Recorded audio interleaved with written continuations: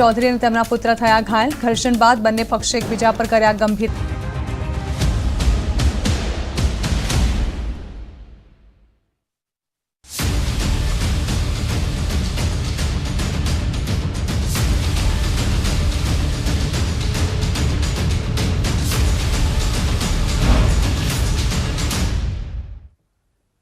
નમસ્કાર, સ્પેશિયલ રિપોર્ટમાં આપનું સ્વાગત છે। હું છું આપની સાથે ઝરણા। દુનિયાની નજર અત્યારે રશિયા યુક્રેન યુદ્ધ પર છે। પુતિન કહી રહ્યા છે કે તે યુદ્ધ નહીં, યુક્રેનમાં સ્પેશિયલ ઓપરેશન કરી રહ્યા છે। ત્યારે ચીનના રાષ્ટ્રપતિ શી જિનપિંગે પણ સ્પેશિયલ ઓપરેશનની તૈયારી શરૂ કરી દીધી છે। ચીનમાં અત્યારે એક ડોક્યુમેન્ટ ખૂબ જ ચર્ચામાં છે। શી જિનપિંગની એક ડોક્યુમેન્ટ પર સહી પછી લાખો લોકોના જીવ પર ખતરો તોડાઈ રહ્યો છે। સ્પેશિયલ રિપોર્ટમાં આજે અમે આ ડોક્યુમેન્ટ અંગે જ વાત કરીશું। આ ડોક્યુમેન્ટ પરથી તમને ખબર પડશે કે શી જિનપિંગ અત્યારે કેમ દુનિયા માટે મોટો ખતરો સાબિત થઈ રહ્યા છે। ત્યારે આ જ મુદ્દે જોઈએ સ્પેશિયલ રિપોર્ટ ચીનની આક્રમણની તૈયારી।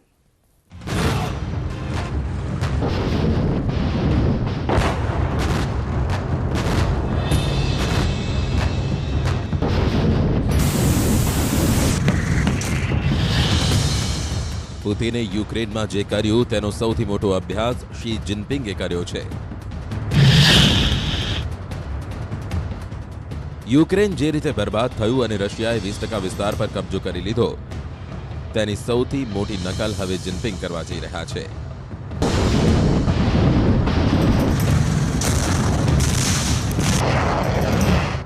પુતિનને કોપી કરવાના ચક્કરમાં જિનપિંગે એક બહુ મોટો પ્લાન બનાવી લીધો છે, જેમાં આખી દુનિયા એક બહુ મોટા યુદ્ધમાં ધકેલાઈ શકે છે। ખતરો બહુ મોટો છે।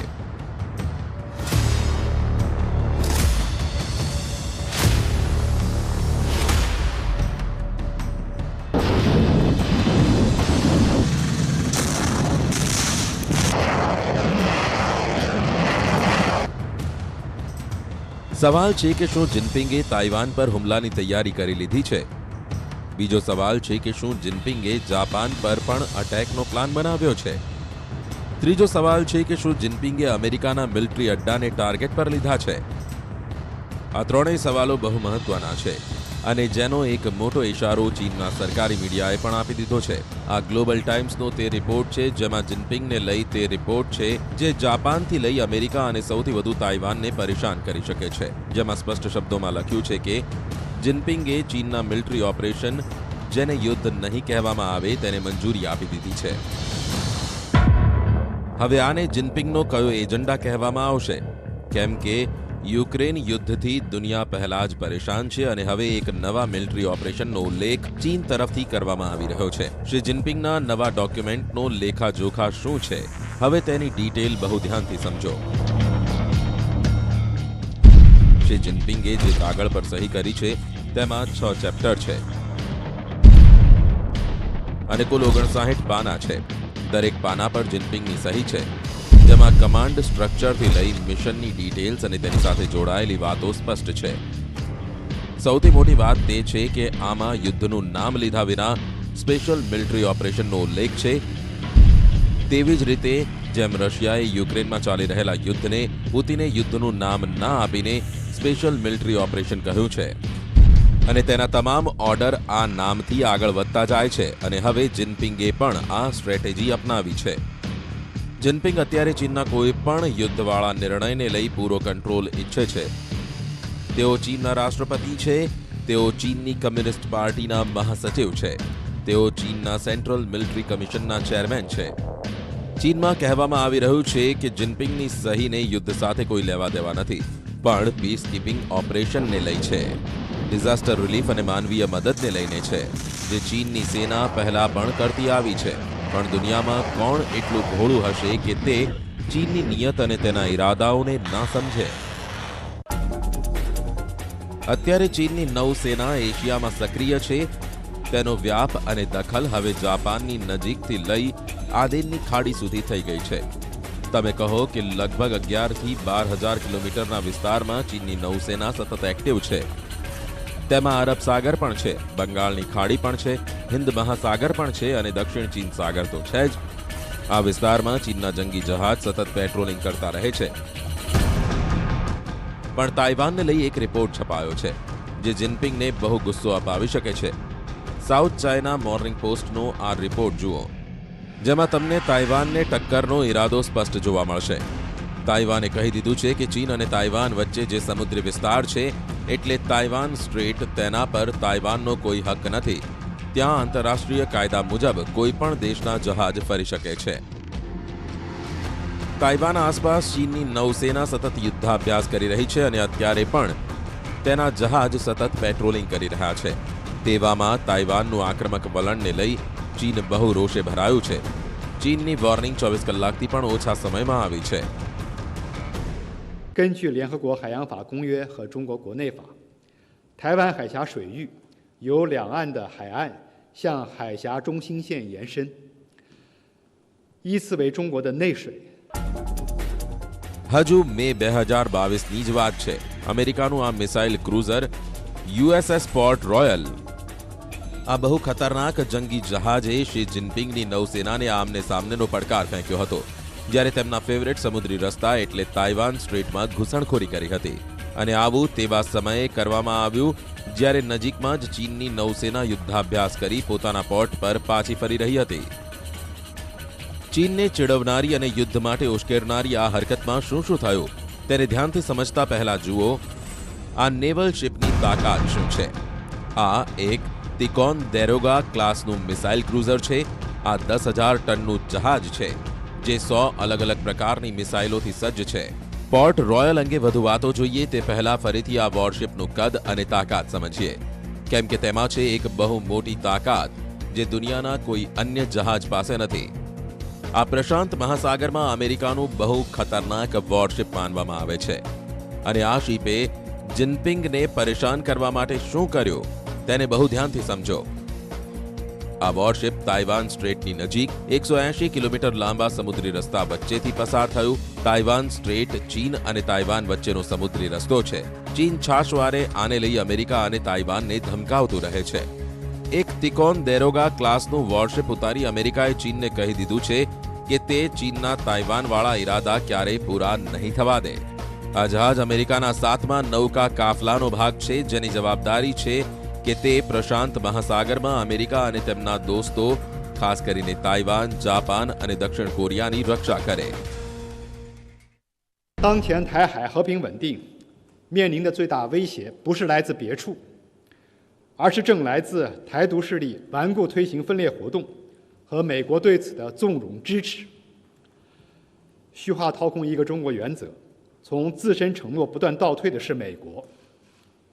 放宽美台官方交往约束，提升对台售武规模和性能的是美国。驻台拓展所谓国际空间，甚至跳到台前驻台固邦的还是美国。 આંતરરાષ્ટ્રીય કાયદા મુજબ અમેરિકાએ કોઈ ભૂલ નથી કરી. આ કોઈ પણ દેશનો હક છે કે તે ઇન્ટરનેશનલ વોટર્સમાં જઈ શકે છે.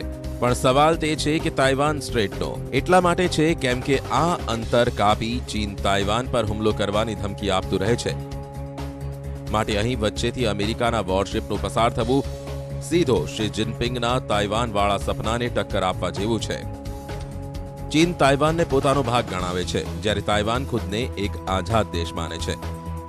છેલ્લા 7 દશકાથી ચાલી રહેલો વિવાદ યુક્રેન યુદ્ધ પછી વધારે ગંભીર થઈ ગયો છે, કેમ કે હવે ચીનની નૌસેનાએ પોતાની ગતિવિધિ અહીં તેજ કરી દીધી છે. ચીનના ફાઇટર જેટ છાશવારે તાઇવાનના આકાશમાં ઉડતા રહે છે. We've witnessed a steady increase in provocative and destabilizing military activity near Taiwan. And that includes PLA aircraft flying near Taiwan in record numbers in recent months, and nearly on a daily basis. And we remain focused on maintaining peace, stability, and the status quo across the Taiwan Strait. But the PRC's moves threaten to undermine security and stability and prosperity in the Indo-Pacific. આક્રમક ચીનને લઈ તમે તાઇવાનનું વલણ જોઈ લીધું, અમેરિકાનો જવાબ પણ જોઈ લીધો. હવે જુઓ કે ચીન પોતાના શેખ ચિલ્લી જેવા સપનાને પૂરા કરવા માટે આ વિસ્તારમાં યુદ્ધ ભડકાવનારા કેવા કેવા પગલાં ભરી રહ્યું છે, જેમાં તે પુતિનના યુક્રેન ઓપરેશનમાંથી શીખવાની સાથે સાથે તે રશિયા સાથે મળી કયા કયા ભડકાવનારા નિર્ણયો લઈ રહ્યું છે। ચીન આ વિસ્તારમાં એકલા દબદબો ધરાવે તે પાવર નથી રાખતું, તે તાઇવાનને ડરાવે છે, કેમ કે તાઇવાન એક નાનો દેશ છે। તેની નૌસેના ચીનના હુમલાને સહન નહીં કરી શકે અને શરૂઆતમાં જ ધ્વસ્ત થઈ જશે, કેમ કે ચીન અત્યારે બહુ ઝડપથી શક્તિશાળી બનતી નૌસેના છે અને સાઇઝના મામલે અમેરિકાને પાછળ છોડી ચૂક્યું છે। 中国非常不愿意发生这样的内战，他也将坚决粉碎任何台独的图谋。如果有人胆敢把台湾分裂出去，我们一定会不惜一战，不惜代价，一定会打到底。这是中国不二的，把自己的意志强加于人，更不能以多边主义之名行单边霸凌之实，是打着自由开放的旗号，拉帮结伙搞小圈子，绑架裹挟地区国家，针对特定的国家渲染冲突对抗，打压遏制围堵别人。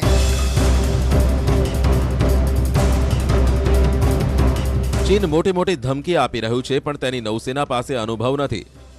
અમેરિકા કરતાં પણ મોટી નૌસેના હોવા છતાં તેની પાસે એટલી હિંમત નથી કે તે ચીનથી દૂર જઈ કોઈ મોટું યુદ્ધ કરીને બતાવે। આ મામલામાં ચીન ભારત કરતાં પણ જાય તેવું છે। આ જ કારણ છે કે જિનપિંગે પુતિન સાથે સાંઠગાંઠ કરી લીધી છે।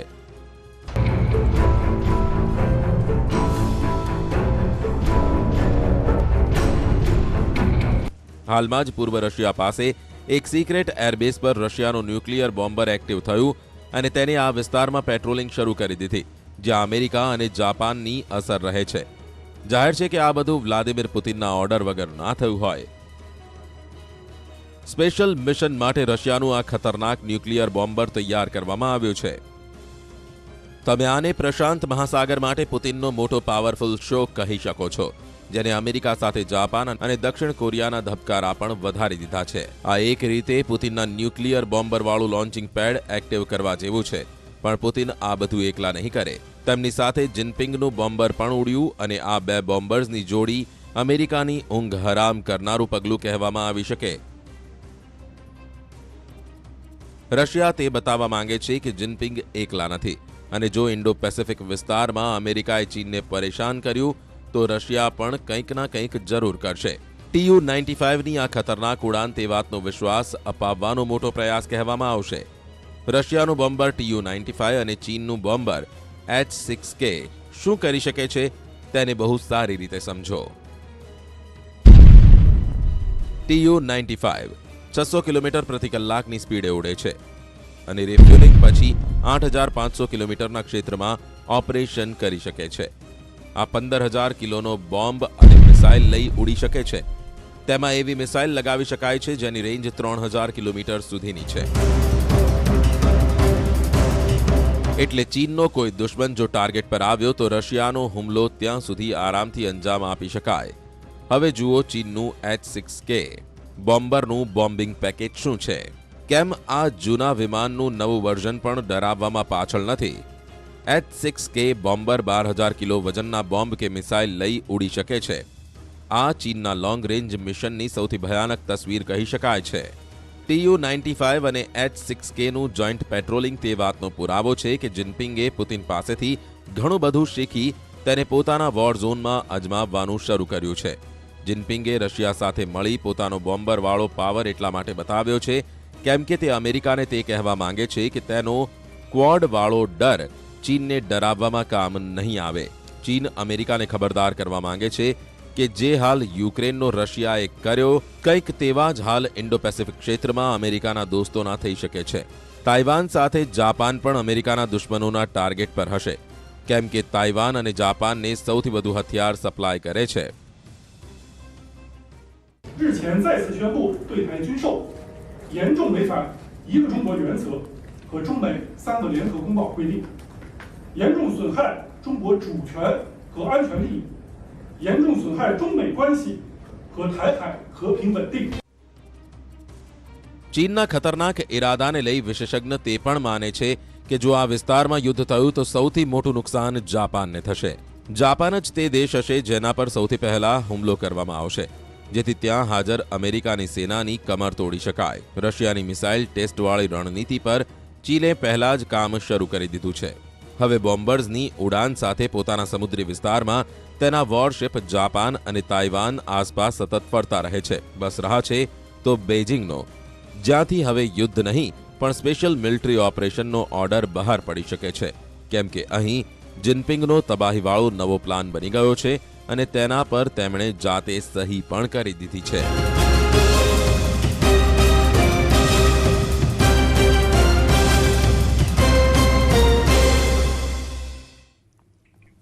તો ચીનને તેની औकात બતાવવા માટે અમેરિકા પણ તૈયાર રહે છે.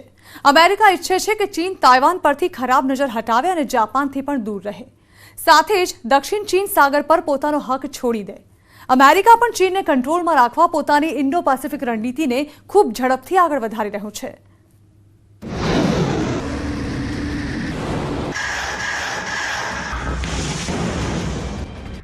ડ્રોન પાવરમાં ચીનની ઝડપ અને તેની સ્ફૂર્તિ આંચકો આપનારી છે.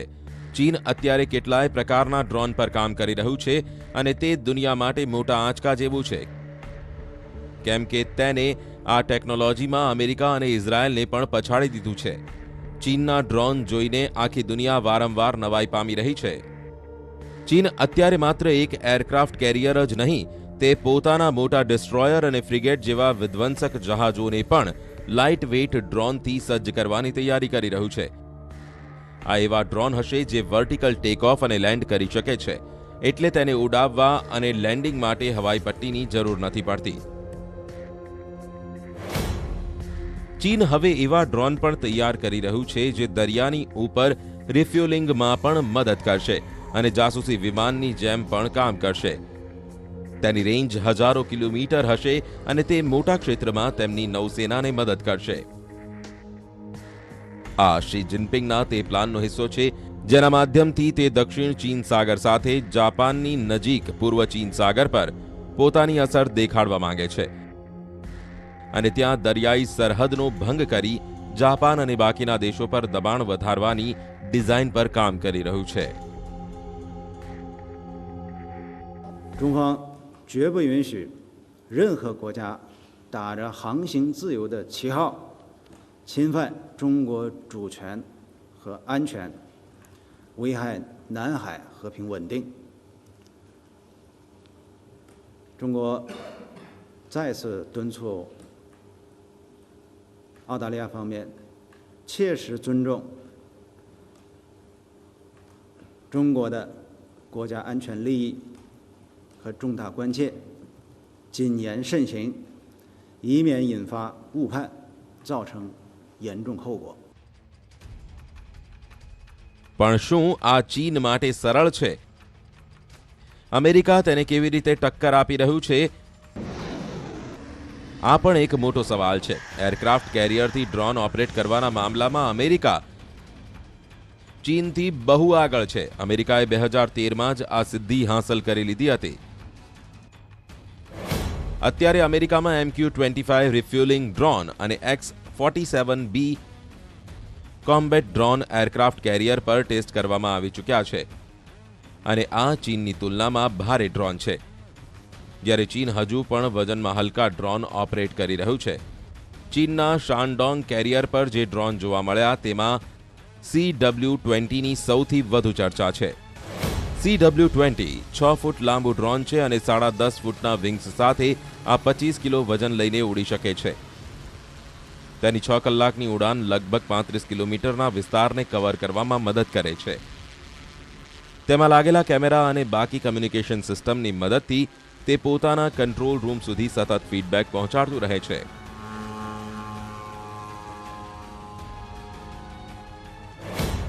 હવે જુઓ બીજું ડ્રોન જેનું નામ છે, તેમાં પણ CW-20 વાળી ખાસિયતો છે, પણ ઇન્ફ્રારેડ કેમેરા સાથે લેઝર રેન્જ ફાઇન્ડર પણ છે અને આ 50 કિલોમીટરની રેન્જમાં ઓપરેટ કરી શકે છે. આવા જ ડ્રોન સાથે ચીન હવે હેવી ડ્રોન્સ પર પણ કામ કરી રહ્યું છે, કેમ કે ચીન પાછળ રહેવા માંગતું નથી.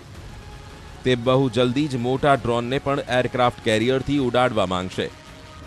તેની તૈયારીનું ખુદ શી જિનપિંગ મોનિટરિંગ કરી રહ્યા હશે, તેમાં કોઈ શંકા ન હોવી જોઈએ. ચીન અત્યારે પ્રશાંત મહાસાગરમાં એક હથ્થું શાસન ભોગવવા માંગે છે.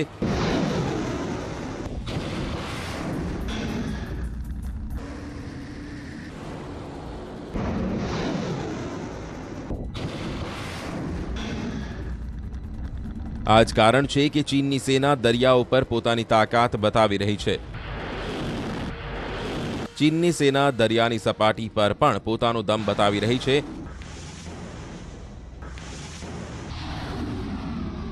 અને ચીનની નૌસેના દરિયાની નીચે એટલે સબમરીન વાળો પાવર પણ જોરદાર રીતે બતાવી રહી છે.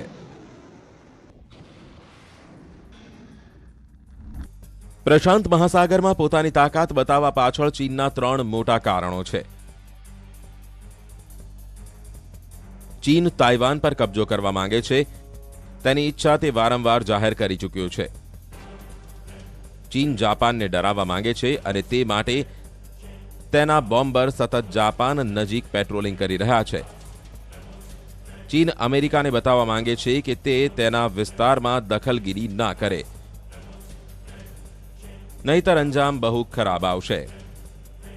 美方大力推动印太战略，同地区有关国家强化军事同盟，推高地区军事对抗风险。个别地区国家的政客还极力鼓噪同美国实现核共享。 ચીનને તેની ઓકાત બતાવવા માટે અમેરિકા પણ તૈયાર રહે છે. એવું કેટલીય વાર થયું છે જ્યારે અમેરિકાએ એક કરતાં વધુ કેરિયર બેટલ ગ્રુપ સાથે દક્ષિણ ચીન સાગરમાં યુદ્ધાભ્યાસ કર્યો હોય. અમેરિકા ઈચ્છે છે કે ચીન તાઇવાન પરથી ખરાબ નજર હટાવે અને જાપાનથી પણ દૂર રહે, સાથે જ દક્ષિણ ચીન સાગર પર પોતાનો હક છોડી દે.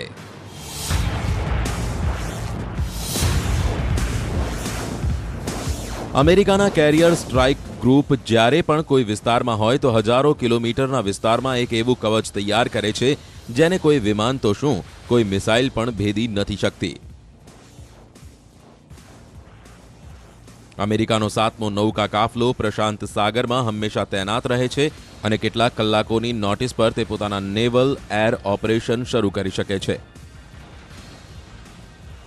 હજારો કિલોમીટર દૂરથી તેના ફાઇટર જેટ હંમેશા ચાઇનીઝ બેઝ પર અટેક માટે તૈયાર રહે છે. અમેરિકાની એરક્રાફ્ટ કેરિયરવાળી તાકાતનો ચીન પાસે આમને સામનેના યુદ્ધમાં કોઈ જવાબ નથી. પણ અમેરિકાની આ તાકાત રોકવા માટે ચીને પણ A2AD વાળી સ્ટ્રેટેજી તૈયાર કરી છે, એટલે એન્ટી એક્સેસ એરિયા ડિનાઇલ, જે એક મોટા વિસ્તારમાં દુશ્મનને રોકનારી રણનીતિ છે. જેને ખાસ અમેરિકાના જંગી કાફલા અને તેના વિમાનોને ચીનની આસપાસ ભટકતા રોકવા માટે તૈયાર કરવામાં આવી છે. અમેરિકાના મોટા ફાયર પાવરને કાઉન્ટર કરવા માટે ચીન હવે ડ્રોન ટેકનોલોજી પણ તૈયાર કરી રહ્યું છે. ચીન પાસે અમેરિકા જેટલા ટેકનોલોજી રૂપથી ખાસ નથી, પણ મોટા જહાજ છે જે બાઇડનની નેવીને ટક્કર આપી શકે છે. ચીન સતત પોતાના એરક્રાફ્ટ કેરિયર લાઇનિંગ અને શાનડોંગ સાથે યુદ્ધાભ્યાસ કરી રહ્યું છે. તે અમેરિકાની નૌસેનાને પણ દૂર રહેવાની સલાહ આપી રહ્યું છે. 维护朝鲜半岛和平稳定，推动半岛问题政治解决进程，符合各方的共同利益。在当前形势下，我们希望有关各方保持冷静、克制，避免采取任何可能加剧紧张局势的。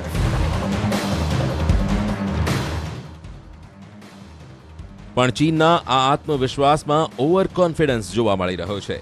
ચીનને લાગી રહ્યું છે કે તે ફૂલ પ્રૂફ છે અને અમેરિકાને લઈ તેની નૌસેનાની તૈયારી પૂરી છે. પણ તેમાં કોઈ શંકા ના થવી જોઈએ કે અમેરિકાના નેવલ પાવર આગળ તેનો આ ભ્રમ તૂટી પણ શકે છે. ચીન પછી પોતાના આંગણે એકાદ યુદ્ધાભ્યાસ કરી લે, તે પછી પોતાના ડ્રોન દુનિયાને બતાવી દે, પછી ઈચ્છે તો 3-4 મોટા યુદ્ધ જહાજ અને સબમરીનોની સમુદ્રમાં પરેડ કાઢે. પણ અમેરિકાવાળી રેન્જ અને તેની ફાયર પાવરને ચીન તો શું, અત્યારે કોઈ પણ દેશોની નૌસેના મળીને મુકાબલો કરી શકે તેમ નથી. જો કે યુક્રેન યુદ્ધમાં પુતિનના ફાયર પાવરને જોઈ બાઇડન પણ સમજી ચૂક્યા છે કે જે ભૂલ તેમણે યુક્રેનને એકલું છોડીને કરી તે તાઇવાન અને જાપાન સાથે ભૂલથી પણ કરી શકે તેમ નથી. આ જ કારણ છે કે બાઇડન પણ ચીન ઉપરાંત ઉત્તર કોરિયા સામે પણ વધુ સક્રિય થઈ ગયા છે.